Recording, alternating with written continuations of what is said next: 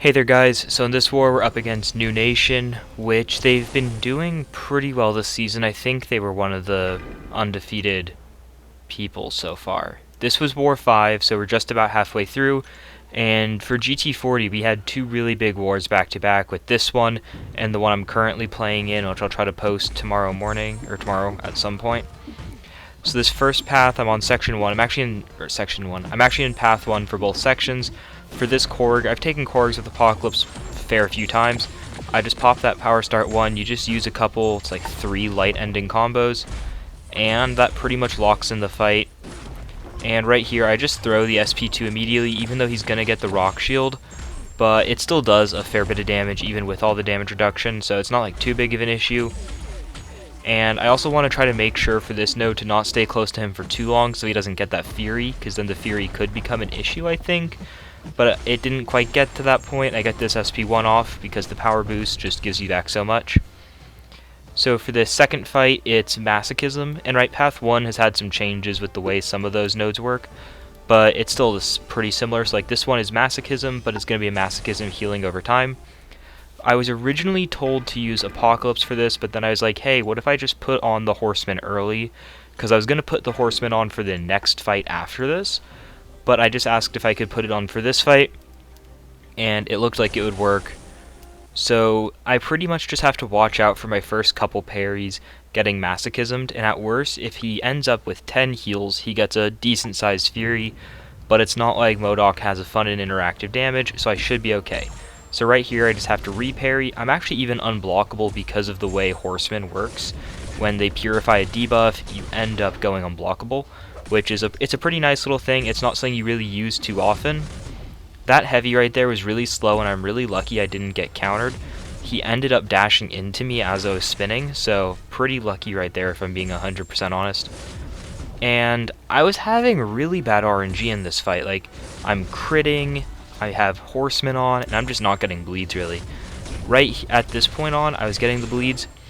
You can always chain Archangel's SP1 after the second hit of his heavy.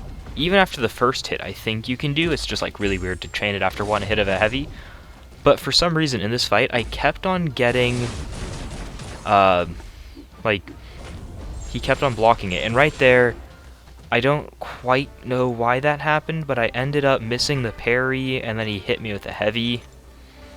So it's just a few potions. It's only 2. Oh, I guess I did use yeah, I ended up using 2. Oh, I did only use 2. I did only use 2, I think.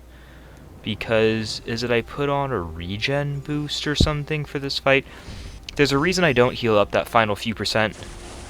And as you've seen in the past few videos, I've been taking this fight quite a few times. Taken it quite a few times now at this point, I feel like. It's a fun fight though. I really enjoy fighting this Nick Fury here. It's a very interesting fight, I guess you could say, because the first half goes like so quickly and you don't really notice much like going on. It's just kind of like you just burst him down. By the time he's honestly at like a bar and a half of power, if you have decent RNG, he's like dead even at rank 4 here.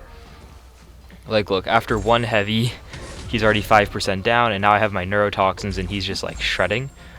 And it's once he is into the second life though, which happens pretty quick here. I'm at 6 neurotoxins. As I said, he's at a bar and a half and he's just about dead. So yeah, just over bar and a half, his first life is down. If he's a normal champion, that's such an easy fight. But now here's where the fight gets really fun. You need to be spacing that, and you need to be throwing your SP1s and stuff, and the block damage can start to like add up a lot here. So that's why I just find this fight like really fun, because there's like a few things that like you have to manage, but they're all very manageable, if that makes like any sense. So I don't know, because like right there I should have dexed instead of getting hit, obviously.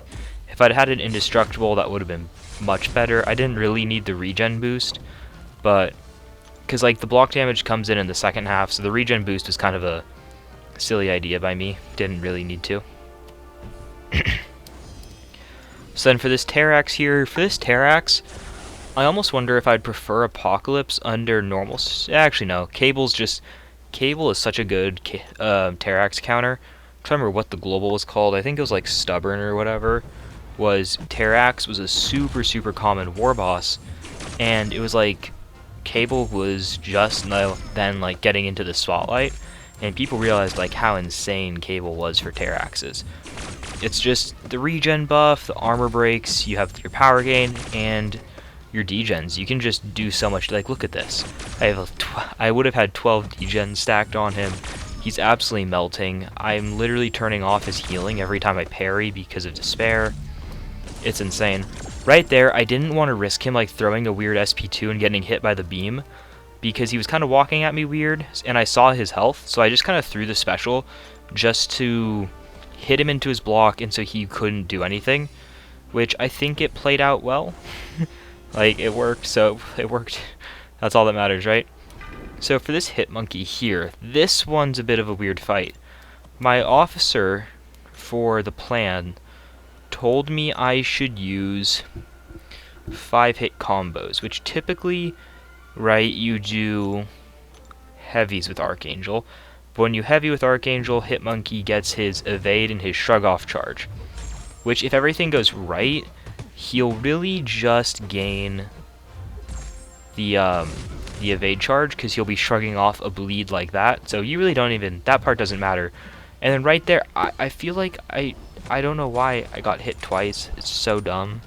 I made a couple errors really early on, put a bit of pressure on myself, but it's fine.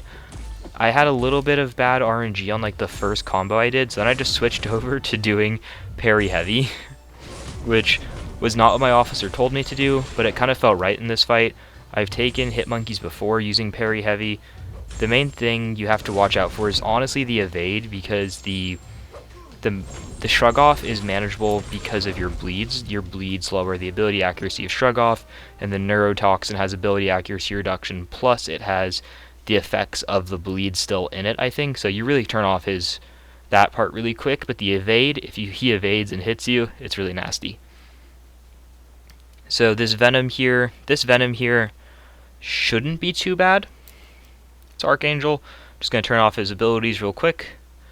It's really just an issue if he gains armor up really early in the fight from his own abilities, because that can really throw off your tempo. If like he gets an armor up here and he starts unstoppable, and then like it ends, the unstoppable ends, you have like 2 seconds to do a couple heavies, and then right, like his Clintar's over, and if he had gotten an armor there and another unstoppable, would have been super unlucky.